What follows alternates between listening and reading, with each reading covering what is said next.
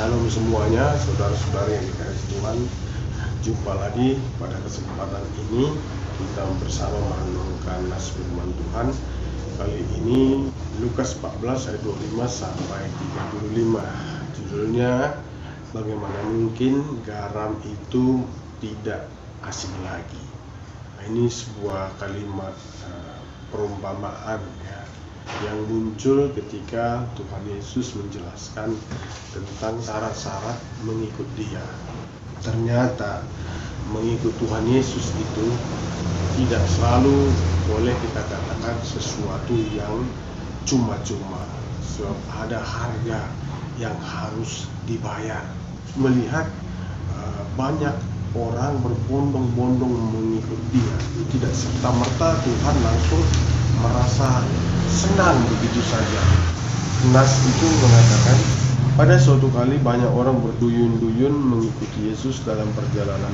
Sambil berpaling, Ia berkata kepada mereka, jadi sementara berjalan mengikuti Tuhan Yesus, mereka diajar oleh Tuhan Yesus untuk tidak sekedar menjadi manusia yang ikut-ikutan saja ya, sama seperti kita sudah sekian lama mengikut Tuhan Yesus ya, kita pun mesti memikirkan tentang bagaimana sesungguhnya kekristenan kita harus kita jalani.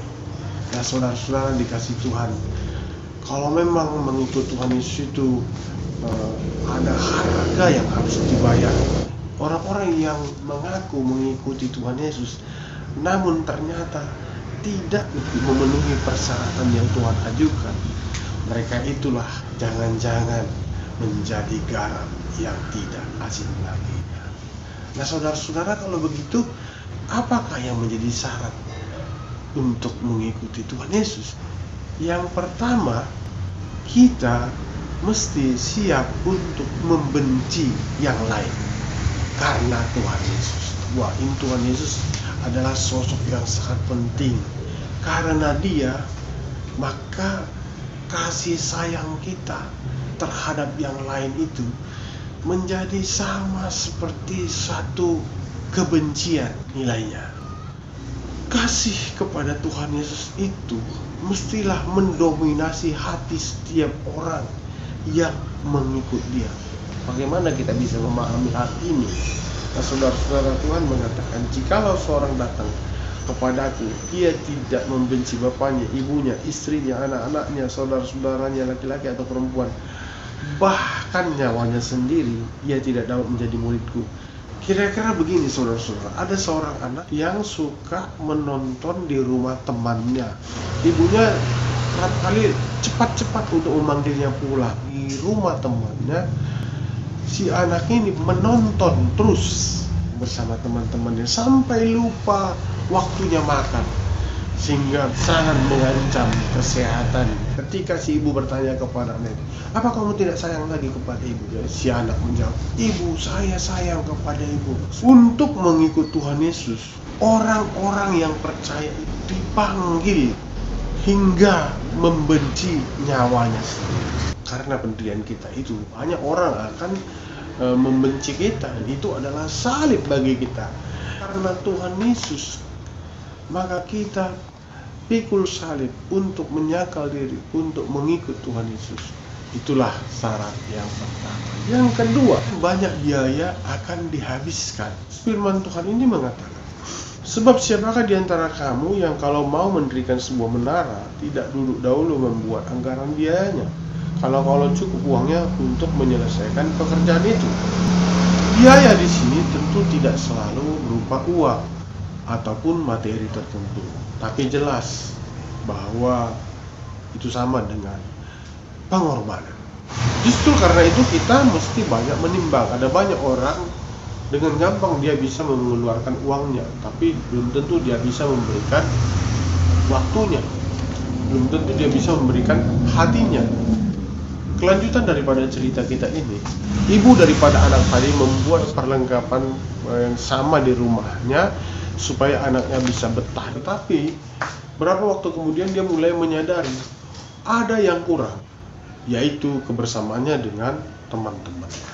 Dia pun mulai menimbang. Ternyata mengikut Tuhan Yesus itu diumpamakan seperti kita akan membangun sebuah menara yang akan diperhatikan oleh orang lain meskipun dari tempat yang sangat jauh. Pertanyaan yang sangat penting adalah apakah yang akan kita dapatkan nanti ketika kita mengikut Tuhan Yesus itu sebanding dengan apa yang kita akan berikan. Yang ketiga, orang yang mau mengikut Tuhan Yesus itu dipanggil untuk menjadi orang yang miskin.